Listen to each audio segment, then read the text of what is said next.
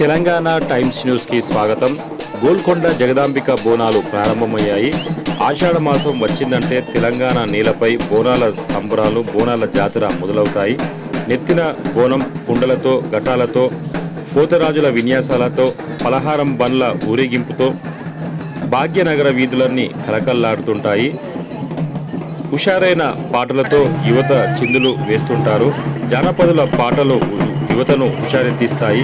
వర్షాకాలం వచ్చే మహమ్మారుల నుంచి కాపాడమని జగన్మాతకు బోనాలు సమర్పిస్తుంటారు భక్తులు. పంటలు వృద్ధి చెందాలని, ప్రతి ఇల్లు పిల్లా పాపలతో వర్ధిల్లాలని కోరుకుంటారు. ముఖ్యంగా హైదరాబాద్, సికింద్రాబాద్ నగరాల్లో ప్రతి ఆదివారం బోనాల పండుగ చూసేవారికి చూడవేడుకగా కొనసాగుతుంది. అయితే ఈ బోనాల ముఖ్య తేదీలు: గోల్కొండ బోనాలు జూలై 7న ప్రారంభమయ్యాయి. బల్కంపేట ఎల్లమ్మ కళ్యాణం జూలై 9న జరగనుంది. ఉజ్జయిని మహంకాళి బోనాలు జూలై 21, లాల్ దర్వాజా సింహవాహిని బోనాలు జూలై 29, అమ్మవారి ఘటాల ఊరేగింపు జూలై 29న జరగనుంది.